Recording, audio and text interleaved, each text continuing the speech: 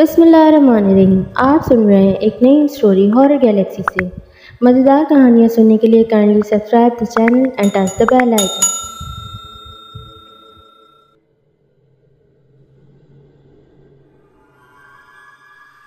पुजारी originally written by A Hamid, जिसमें माशरे की बदसूरती को बहुत ही खूबसूरत तरीके में बयान किया गया है। माशरे की दुखती रग, जिसमें एक शरीफ इंसान को किस तरह बुराइयों की अथाह दलदल में धकेल दिया गया। सुनते रहिए हमारे साथ पुजारी पार्ट नंबर 2। अगर आपने पहले किस्त नहीं सुनी तो लिंक डिस्क्रिप्शन में मौजूद है। आगे सुनते हैं। शरदा, मेरी मानो, मैं तुम्हें इजाज़त दे रहा हूँ। इससे अच्छा मौका तुम्हें ज़िंदगी में दोबारा नहीं मिलेगा। निकल जाओ यहाँ से। तुम्हारे हक़ में बहुत अच्छा रहेगा, वरना हो सकता है कि मेरी नीयत भी बदल जाए। आखिर मैं भी इंसान हूँ और मैंने ज़िंदगी भर तुम्हारे साथ निभा किया। गफूर ने कहा, मैं सोच कर बताऊँगा, लेकिन एक वादा करो, शरदा को कोई नुकसान नहीं पहुँचाओगे। शरदा इतनी सुंदर है कि इसे नुकसान पहुंचाने का कोई सोच भी नहीं सकता। बद्रीनाथ ने प्यार भरी निगाहों से शरदा को देखते हुए कहा, और इसके बाद वो अपना फ़र्ज़ निभाने लगा। घर के हालात बहुत बेहतर थे। रिश्वत के जो पैसे से इसने जो कुछ कमाया था, इसे दुनिया की निगाहों से भी छुपा कर रखा था। शरदा की खिदमत करने लगा। इसने गफूर के बारे में एक लफ्ज़ भी शरदा से नहीं कहा और ना ही इसे बताया कि बच्चे इसके बारे में और भी बहुत कुछ बता चुके हैं। लेकिन शरदा किसी तरह सीधी होती ही नहीं थी। वो कोशिशें करता था, देखता रहा, मरता रहा, लेकिन शरदा के अंदाज में कोई भी तब्दीली रूनुमा नहीं और इसका दिल खून होता रहा। फिर एक दिन भगवती प्रसाद अपनी धर्म पत्नी के साथ आए और शरदा ने इनका खूब स्वागत किया। मुझे पता थे तुम आओगे, पर यहाँ आते ही तुम्हें शर्म आई? तुम जेल यात्रा करके आए हो, आखिर कहलाओगे तो मेरे जवाही। पिताजी, ये आपकी बेटी शरदा के कारण है। क्या मतलब है तुम्हारा? क्या तुमको शरदा की कोई बुराई करना चाहते हो हमसे? हाँ पिताजी, मजबूरी है, बताना पड़ेगा आपको। क्या बकवास कर रहे हो? पिताजी, आपसे जो कुछ कहेगा झूठ कहेगा। शरदा ने इसे घूरते हुए कहा। कहना क्या चाहता है ये? भगवती प्रसाद ने कहा। खुद तू किसी काबिल नहीं है, मनहूस कहीं का, मुझ पर इल्ज़ामात लगाता रहता। गलती हमारी है बिटिया, वाकई बहुत बड़ी गलती की हमने। सोचना समझना चाहिए था हमें। तो जैसी सुंदरी को इसके हवाले करते हुए, बद्री, तूने इसकी कदर नहीं की। ऐसा ही है पिताजी, हो सके तो इसे समझा लीजिए। इसने गफूर के साथ मिलकर मुझे कत्ल करने की कोशिश की थी। पिताजी, ये इतना आसान नहीं है, समझा दीजिए इसे। थाने में मुकदमा दर्ज करा दे इसके बारे में। देखूंगा कितना बड़ा मर्द है तू। हमारे भी हाथ पांव हैं, बेगैरत। अब ये इल्ज़ामात लगाएगा मेरी बेटी पर। भगवती प्रसाद को सुनने को तैयार ही नहीं थे। बद्रीनाथ ने एक ठंडी सांस लेकर खामोशी इख्तियार कर ली। एक बार फिर वो भगवान के मंदिर में पहुंच गया। ए भगवान, क्या चाहते हो मुझसे? बताओ, क्या चाहते हो मुझसे? क्या करूं मैं? और सब्र करूं? बच्चे मुझसे अलग हो गए, सब कुछ अलग हो गया। भगवान, क्या था मैं? क्या हो गया? क्या करूं? मुझे बताओ। घर छोड़कर बाहर निकल जाऊं? संसार को त्याग दूं? मुझे कुछ तो बता दो, क्या करूं मैं? और इस रात भगवान ने अपना फैसला दे दिया। रात के खाने पर शरदा मौजूद नहीं थी। बच्चों को भगवती प्रसाद अपने साथ ले गए थे। वो नानी नाना के यहाँ रहते थे। अलबत्ता रात को शरदा ने इसके साथ ज़रा मुख्तलिफ सलूक किया। कॉफ़ी बना रही हूँ, पियोगे? इसने पूछा। वो कॉफ़ी की बहुत शौकीन थी, लेकिन दर्जनों बार इसने कॉफ़ी बनाई थी और लेकर अपनी जगह बैठ गई थी। आज पहली बार इसने ये पेशकश बद्रीनाथ को की थी। तुम अपने हाथ से पिलाओगी तो जहर भी पी लूँगा, कॉफ़ी क्या चीज़ है, इसने कहा। और शरदा के होठों पर मुस्कुराहट ने इसे शुबे का शिकार कर दिया। वो कमरे में आ बैठा। थोड़ी देर बाद शरदा कॉफ़ी के 2 कप लेकर अंदर आ गई। इसने एक कप इसके सामने रख दिया और दूसरा कप लेकर जल्दी जल्दी इसके घूंट भरने लगी ताकि कॉफ़ी झूठी हो जाए। सॉरी शरदा, एक गिलास पानी मिलेगा? इसने पूछा। लाती हूँ, शरदा ने कहा और अपना कप हाथ में लिए हुए बाहर निकल गई। बद्रीनाथ ने इधर उधर देखा और जल्दी से अपनी जगह से उठा। अपनी कॉफ़ी का कप वॉशरूम में लेकर गया और इसे कमोड में उलट दिया और जल्दी से बाहर आके बैठ गया। कॉफ़ी का कप इसने इस तरह रखा था कि शरदा को नज़र ना आ सके। शरदा पानी लेकर आई तो इसने पानी तक ना पिया और ग्लास एक तरफ रखकर कॉफ़ी की प्याली होंठों से लगाते हुए बोला, रख दो श्रद्धा, बाद में पीऊँगा। असल में कॉफ़ी से निकलने वाली भीनी भीनी खुशबू ने मुझे बेहिस कर दिया और मैंने कॉफ़ी पी ली है, बाद में पानी पी लूँगा। श्रद्धा ने कोई जवाब नहीं दिया। कॉफ़ी का कप अब भी इसके हाथ में था। वो कुर्सी पर बैठकर इसके छोटे छोटे सिप ले रही थी। बद्रीनाथ भी इसी तरह अदाकारी करता रहा जैसे वो कॉफ़ी के कप में से कॉफ़ी पी रहा है। फिर इसने कॉफ़ी का कप एक तरफ रख दिया और आंखें फाड़ने लगा। यूं एक्टिंग कर रहा था जैसे इस पर गशी सितारी होती जा रही है। श्रद्धा के होठों पर एक मकरूह मुस्कुराहट फैली। कहो बद्रीनाथ, कैसा लग रहा है? अजीब सा श्रद्धा, अजीब सा। ये मुझे क्या हो रहा है? मेरे सीने में शदीद जलन होने लगी। वैसे तो भगवान तुम्हें संसार में भेजकर भूल गया था। तुम्हारी वापसी का और कोई रास्ता नहीं था, चुनाचा मैंने सोचा मैं तुम्हारी मुश्किल हल कर दूं। श्रद्धा, मुझे क्या हो रहा है? तुमने कहा था ना जान कि अपने हाथों से तुम्हें जहर भी पिलाऊंगी तो तुम पी लोगे, तो मैंने ये तुम्हारी ख्वाहिश पूरी कर दी। क्या मतलब? कॉफ़ी में जहर मिला हुआ था और अब तुम सुकून की नींद सो जाओगे।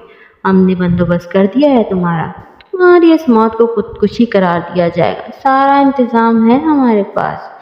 गफ्फू, अंदर आ जाओ, अंदर आ जाओ।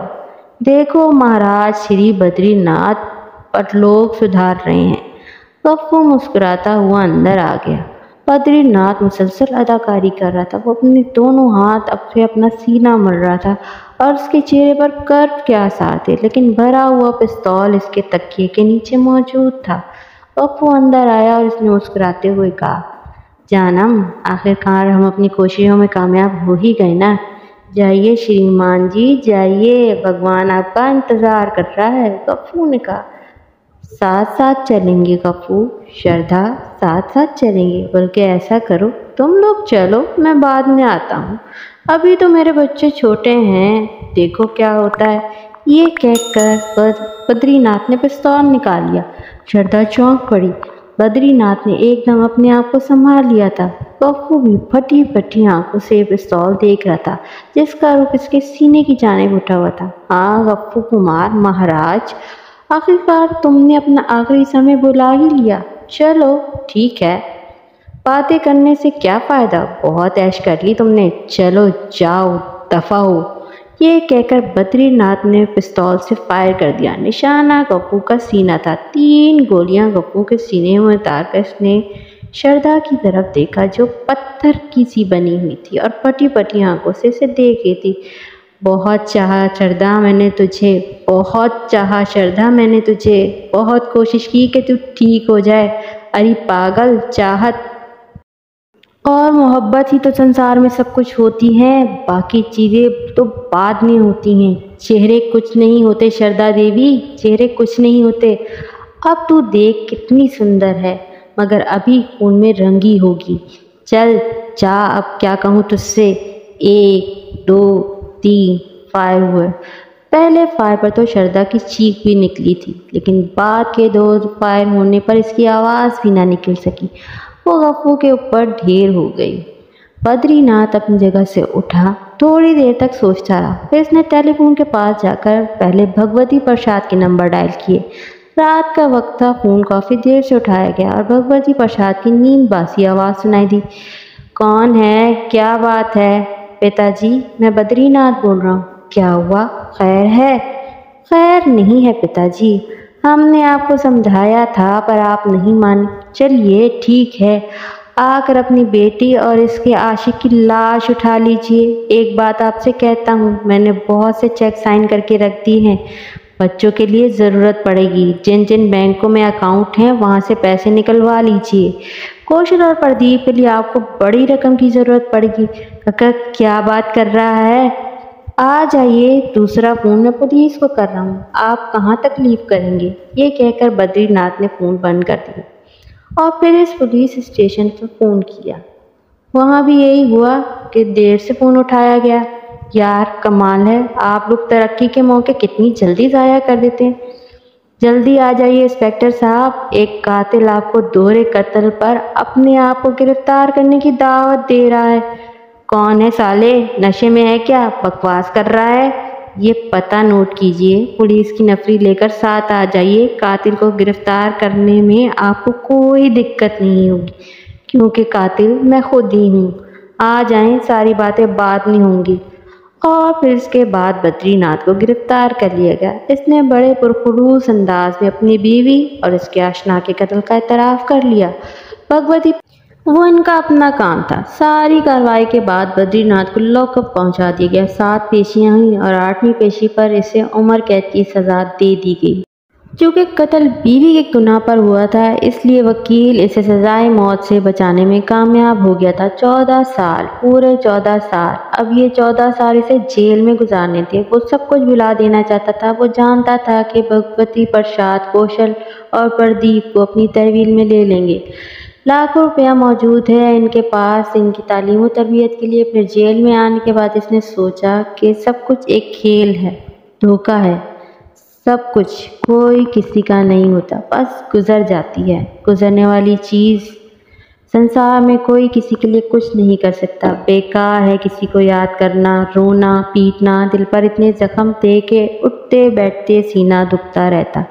जेल में ज़िंदगी गुजर रही थी। फिर तकरीबन 1.5 या 2 साल जेल में गुजर चुके होंगे कि चरण नंदी जेल में आए। बाबा चरण नंदी न जाने किस जुर्म में अंदर आए थे। देवता समान थे, हर एक के साथ मोहब्बत और प्रेम से पेश आने वाले। इनसे भी मुलाकात हुई और चरण नंदी ने बड़ी हमदर्दी की निगाहों से इन्हें देखा। तेरे अंदर जो जख्म पड़ रहे हैं, इनका अंदाज़ा तेरे चेहरे ही से हो जाता है। छोड़ सारे संसार को, बेकार है सब कुछ ये संसार। हाँ बाबा, आप ठीक कह रहे हैं। आप किस जुर्म में अंदर आए हो? जवाब में चरण नंदी हंस पड़ा। फिर बोला, जुर्म करने वाले कभी अंदर आते हैं? वही आते हैं जो जुर्म नहीं करते। ये इनका आखिरी जवाब था। वक्त गुजरता रहा, बहुत से कैदियों से दोस्ती हो गई और फिर ये जेल इसे अपना घर ही महसूस होने लगी। कुछ याद नहीं आता था, सब कुछ भूलता जा रहा था। न जाने कितना अरसा गुजर गया। बुढ़ापा इसके अंग अंग से उमड़ कर आने लगा। चेहरे और हाथ पाँव की खाल सुकड़ गई थी, झुर्रियाँ लटक आई थी, बदन सूख गया था। खुद अपनी शक्ल भी इससे पहचानी न जाती थी। चरण नंदी से अक्सर मुलाकात होती रहती थी, दुनिया भर की बातें होती थी। चरण नंदी ने इससे पूछा, तेरी रिहाई कब हो रही है रे? वो हैरत से चौंक पड़ा। हाँ, 11 साल तो मुझे तेरे साथ बीत गए, बल्कि कुछ ज़्यादा ही हो गया होगा। बुढ़ाऊ हो गया है रे, मेरे देखते ही देखते रिहाई तो तुझे मिलेगी। मैं कहाँ जाऊँगा? मेरा तो कोई भी नहीं है संसार में नंदी बाबा। संसार में कोई किसी का नहीं होता बेटे, बस सब अपने तौर ही आते हैं और अपने तौर ही चले जाते हैं। पूरा संसार भरा पड़ा है, जीवन खोने की चीज़ नहीं है। जहाँ से जो कुछ मिले पा लो, जो भगवान की मर्जी, भगवान के चरणों में चले जाओ। भगवान है बाबा? क्या मतलब? मेरा मतलब है भगवान नाम की कोई चीज़ है तो सही, इनकार नहीं कर सकते, पर इसकी सोच क्या है ये भगवान ही जाने। मैं तुझे एक बात बताऊं, नाम है इसका गगनपुरी। बड़ी अजीब जगह है, देखने के काबिल। पहाड़ों के बीच खिलौना रखा हुआ हो जैसे, बल्कि रख दिया गया है भगवान ने। गगनपुरी में एक पहाड़ी 2 मंदिरी कहलाती है। क्या कहलाती है? 2 मंदिरी। वहाँ एक पहाड़ी की चोटी पर 2 मंदिर है। एक का नाम भवत कंडल है और दूसरी स्वामी मंदिर कहलाता है। दोनों एक दूसरे से जुड़ी हुई हैं। दरवाजे 2 तरफ हैं, लेकिन बीच में दीवार नहीं है। क्या ही मज़े की बात है, वहाँ 2 मुजस्समे हैं। एक विष्णु भगवान का मुजस्समा और दूसरा राम। राम। चरण नंदी के चेहरे पर खौफ के आसार पैदा हो गए और उसने कानों को हाथ लगाया।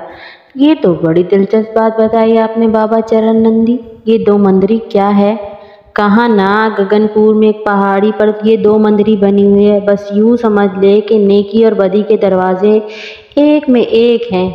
मैंने तुझे कहा विष्णु भगवान की मूर्ति है, तो उसी के पीछे शैतान का बुत है। कहा जाता है यह शैतान जिस दिन विष्णु भगवान का जन्म हुआ था, इन्हें नुकसान पहुंचाने के लिए उन तक पहुंचा था, पर भगवान ने इसे वहीं मुकीद कर दिया। अब एक जगह विष्णु भगवान का मुजस्समा है तो पीछे शैतान बुत का हैरतनाक मुजस्समा मौजूद है। नेकी और बदी की ये जगह जगह अजीबो गरीब जंग चलती ही रहती है। यहाँ नामुरादी और महरूमियों के शिकार मायूस नौजवान और अपनी इस्मत व असमत के मोती लुटाने वाली दोशीज़ाएँ आती हैं और ख़ुदकुशी से पहले विष्णु भगवान से मदद मांगती है। और जब वहाँ कुछ नहीं होता तो इस बुत के आगे, जो शैतान का मुजस्समा है, सजदा करके अपनी रूहों की निजात की दुआएं मांगा करती थीं। और फिर इस पहाड़ की चोटी से छलांगें लगा देती थी। बड़ी पुरस्कार कहानियाँ लिखी हुई हैं इस दो मंदिर के बारे में। मैंने एक मर्तबा देखा था, इससे बस तो समझ ले कि वहाँ से नेकी और बदी के फैसले हो जाते हैं। बहुत से ऐसे मनुष्य हैं जो फैसला नहीं कर पाते, वहाँ फैसला करने में कामयाबी पाते हैं। वो तो बड़ी अजीब जगह है, बद्रीनाथ ने मुतासिर होकर कहा। बात आई गई हो गई। फिर एक दिन सुपरिटेंडेंट जेल ने बूढ़े बद्रीनाथ को अपने पास बुलाया और वो हाँफता काँपता सुपरिटेंडेंट के पास पहुँच गया। बद्रीनाथ, आज तुम्हारी कैद का आखिरी दिन है। बस यूँ समझ लो कि अब तुम इसके बाद जेल की कोठरी में नहीं जाओगे, बल्कि यहीं से अगबी जेल के बाहर पहुंचा दिया जाएगा। ये कुछ रकम है, अपने पास रख लो, तुम्हारे काम आएगी। बद्रीनाथ, तुम्हारी पूरी ज़िंदगी यहाँ जेल में गुजर गई है और तुम्हारा पूरा रिकॉर्ड ये बताता है तुम एक बहुत अच्छे और शरीफ इंसान हो। ये फैसला करना मुश्किल होता है बद्रीनाथ, कौन अच्छा है और कौन बुरा। तकदीर सबके बारे में एक ही कहानी कहती है। बहरहाल, हो सके तो अपनी ज़िंदगी को बेहतर बनाने की कोशिश करना।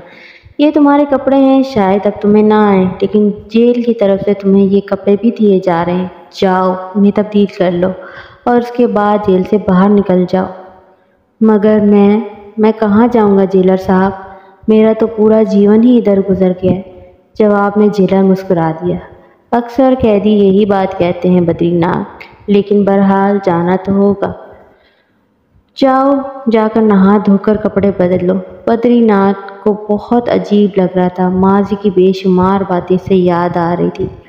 श्रद्धा, जो बहरहाल इससे नफरत करती थी और आखिरकार अपनी ही नफरत का शिकार हो गई। हाँ, इससे प्रदीप और कौशल बहुत याद आ रहे थे। पता नहीं वो दोनों किस हाल में होंगे। जेल से बाहर आया, सब कुछ अजनबी अजनबी सा लग रहा था। कोई बात समझ में आ ही नहीं रही थी। सारे शहर का नक्शा बदल गया था। न जाने किस किस तरह जतन करके वो अपने घर तक पहुंच गया। घर के नक्शे में भी तब्दीली थी, लेकिन बहरहाल इसने अपना घर पहचान लिया। धड़कते दिल के साथ इसने अपने घर के दरवाजे की बेल बजाई। उधेड़ उम्र का एक आदमी बाहर निकला और इसे अजीब सी निगाहों से देखने लगा। क्या बात है भाई, इसने सवाल किया। वो यहाँ बद्रीनाथ रहता था और इसके बच्चे। कब की बात कर रहे हो भाई? 8 साल से तो हम यहाँ रह रहे हैं। यहाँ कोई बद्रीनाथ कभी नहीं रहता था। आप लोग रहते हैं? बद्रीनाथ मायूसी से बोला। हाँ, और हमने, ये मेरा मतलब है, मेरे बेटे ने ये घर पंडित कृपाराम से खरीदा था। और कृपाराम कब से यहाँ रह रहे थे, हमें क्या मालूम भाई। बड़ी मेहरबानी भाई, बद्रीनाथ ने कहा। यहाँ से मायूस होने के बाद इसने भगवती प्रसाद के घर का रुख किया। बच्चे भगवती प्रसाद के पास ही होंगे, इसने सोचा। भगवती प्रसाद के बारे में पता चला कि कोई 11-12 साल पहले उन्होंने ये घर बेच दिया और कहीं चले गए। कहाँ गए इसका भी कुछ पता नहीं। इसने ठंडी सांस ली और वहाँ से भी पलट पड़ा। अब कोई ठिकाना नहीं रहा था। ऐसी कोई शक्ति नहीं थी इसके पास जिससे वो अपने बच्चों के बारे में मालूम कर सके। फिर रेलवे के शेड में एक बेंच पर बैठे बैठे इसने सोचा, इसने बच्चों का क्या अचार डालना है। श्रद्धा ने बच्चों को भी ज़हनी तौर पर इससे बिल्कुल दूर कर दिया था। अब तो वो जवान हो गए होंगे, सब कुछ भूल गए होंगे। भगवती प्रसाद अगर जिंदा भी हुए तो उन्होंने कौन सा बच्चों को याद दिलाया होगा कि उनका कोई बाप भी है, कोई पिता भी है। बेकार है, सब बेकार है जीवन। कुछ ज़िंदगी के दिन जितने बाकी हैं तन्हा ही गुजारने होंगे। और फिर वो सड़कों पर मारा मारा फिरने लगा। जो थोड़े बहुत पैसे इसके पास थे इन्हें खर्च करता रहा। कहीं दिल लग ही नहीं रहा था। इस शहर की हवाएं से जहरीली लग रही थी। वो बस इधर उधर मारा मारा फिरता रहा। हुलिया इतना ख़राब हो चुका था कि बाज़ औक़ात लोग इसे फ़कीर समझकर पैसे देने की कोशिश करने लगते। वो हाथ जोड़कर इनसे कहता, भाई मैं फ़कीर नहीं हूँ, मुझे कुछ नहीं चाहिए। एक दिन रेलवे स्टेशन पर बैठा था कि एक ट्रेन आई। इस पर चढ़ गया और इस डब्बे में जा बैठा। थोड़ी देर बाद ट्रेन चल पड़ी। सफ़र जारी रहा। टीटी ने इसे फ़कीर समझ दिया था, चुनाचा इसने इससे टिकट भी नहीं मांगा। बराबर में बैठे हुए एक घराने ने खाने के वक्त में से कुछ खाने के लिए दे दिया। पूरियां भाजी। इसने दोनों हाथ फैलाकर ये चीज़ें ले ली। सफ़र जारी था। इस वक्त रात के 3 बजे थे जब ट्रेन एक स्टेशन पर रुकी। बस यूं ही इसने बाहर निगाह डाली। रेलवे स्टेशन पर जो एक बोर्ड लगा था वो गगनपुरी का लिखा हुआ था। अचानक ही इसे चरण नंदी की बात याद आ गई। कोई मंजिल तो थी नहीं, कोई ठिकाना भी नहीं था, कोई मखसूस जगह पर रुकता। गगनपुरी उतर पड़ा। इसे 2 मंदिर के बारे में भी कुछ याद था। स्टेशन पर चंद मुसाफिर और भी उतरे, वो यहीं उतर गया। थोड़ी देर के बाद ट्रेन आगे बढ़ गई। वो इधर उधर देखने लगा। यहाँ सर्दी कुछ ज़्यादा ही थी। वैसे भी पहाड़ी मुकाम था और स्टेशन के खुले हिस्सों से दूर दूर तक धुंध में लिपटी हुई पहाड़ियाँ नजर आ रही थी। गगनपुरी, 2 मंदिरी, चलो भाई, दुनिया में अपना कोई ठिकाना तो है नहीं, देख लेते हैं कि ये 2 मंदिरी भी क्या चीज़ है। ये सोचकर वो रेलवे स्टेशन से बाहर की जानिब चल पड़ा। शहर जैसा भी था साफ सुथरा था। रात के 3 बजे थे। स्टेशन के सामने वाली सड़क पर 2 लाइनें लगी हुई थी। इसने सोचा कि रात के 3 बजे तो कहीं जाना मुनासिब नहीं है। एक जगह बरगद के दरख्त के नीचे कुछ लोग लंबी तानकर सो रहे थे। वो इसी बरगद के दरख्त की जाने बढ़ गया और अपने लिए एक जगह मुंतखब कर ली। कुर्बो जवार में सुर्ख ईंटें पड़ी हुई थी। एक ईंट सर के सरहाने रखकर वो लेट गया और सोचों में डूब गया। चरण नंदी की बातें इसके दिमाग में घूम रही थी। वो सोच रहा था कि वो 2 मंदिरी को देखेगा कि वो है क्या चीज़। दिल में कोई मंग तो नहीं थी। नाउमीदी और परेशानियों ने इस तरह सारे वजूद को जकड़ रखा था कि बस थकन, थकन और सिर्फ थकन। इस थकन के अलावा इसकी ज़िंदगी में कुछ बाकी नहीं रह गया था। दिल के किसी गोशे में एक उम्मीद ज़रूर थी कि जिए और जीतता रहे। पता नहीं क्यों ये एहसास इसके दिल में मौजूद था। दुनिया ने इसे जो कुछ दिया था वो बहुत ही भयानक था, बहुत ही भयानक। कभी इसके दिल में यह एहसास उभरता था कि अपने साथ होने वाली नाइंसाफियों का इंतकाम दे, लड़े इस दुनिया से। लेकिन अपने कमज़ोर और नहीं वजूद को देखकर इसे अपने ख्याल पर खुद ही हंसी आ जाती। मैं तो वो कुचला हुआ इंसान हूँ जिसके अंदर जीने का हौसला बेदार हो जाए तो बड़ी बात है। भला मैं किसी से क्या इंतकाम ले सकता हूँ। कभी कभी वो ख्वाब देखने लगता है, ऐसे ख्वाब जिनमें वो एक इंतहाई ताकतवर इंसान की हैसियत से है और दुनिया इसके सामने बेबसी से कह के लगा रही है। ऐसे ख्वाब इसे ज़िंदगी का हौसला देते थे। आह, काश कहीं से इन ख्वाबों की तकमील हो जाए। और शहर गगनपुरी एक खूबसूरत पहाड़ी शहर था। दूसरी सुबह वो एक कमज़ोर और लाचार इंसान की हैसियत से वहाँ आगे बढ़ गया। जेल से जो उसे थोड़ी बहुत रकम मिली थी वो अभी तक इसके पास मौजूद थी। शक्ल सूरत ही से फ़कीर मालूम होने लगा था और अभी तक लोग इस पर तरस खाते रहे थे। इस एहसास ने भी इसे दुखी सा कर दिया। अब ये नौबत आ गई कि लोग इसे भीख देने लगे। गर्ज ये कि ज़िंदगी से इसे दुख ही दुख मिले थे। इसे दूसरे दिन गगनपुरी में निकल गया। 2 मंदिर के बारे में इससे बहुत सी जगहों से मालूमात हासिल हुई थी। फिर वो एक ऐसी जगह पहुंच गया जहां से 2 मंदिर को देखा जा सकता था। खासी बुलंदी पर था। यहाँ वो ही कहानियाँ थीं कि 2 मंदिर में एक तरफ नेकी का देवता विष्णु है और दूसरी तरफ का इलाका भूत कंडल कहलाता है। ये खासी मशहूर जगह थी और लोग अक्सर यहाँ आया करते थे।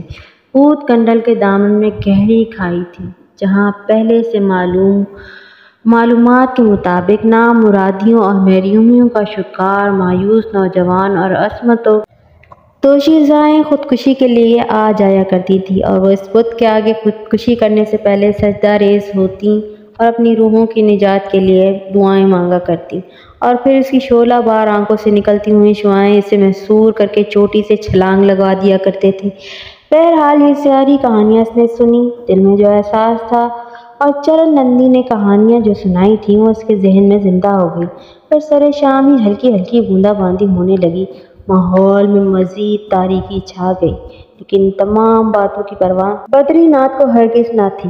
रात के घोर अंधेरे में बिजली के कोंदों का सहारा लेता हुआ वो फिर साए के माने पहाड़ की बुलंदियों की जानिब भीगने लगा।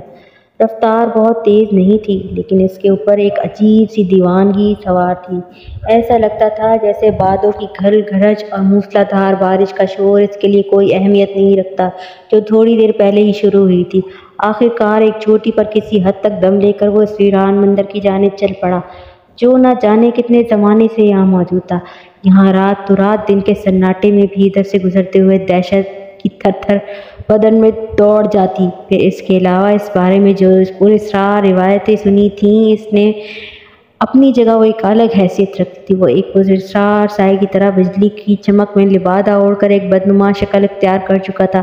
लंबे कद व कामत का मालिक, कमज़ोर और नहीफ उम्र रसीदा, झुर्रियों से भरा हुआ चेहरा लिए वो आहिस्ता आहिस्ता मंदिर की शिकस्ता दीवारों के दरमियान से गुजरता हुआ आखिरकार दो मंदिरी में दाखिल हो गया।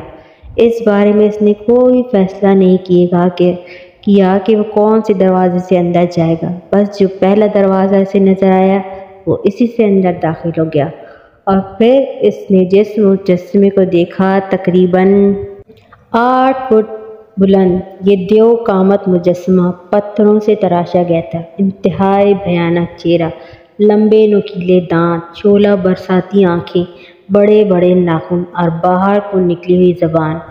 कहा जाता था कि देवताओं ने किसी खास दिन इस शैतान को यहाँ कैद कर दिया था। इसके बाद इसने यहीं अपना मस्कन बना लिया था।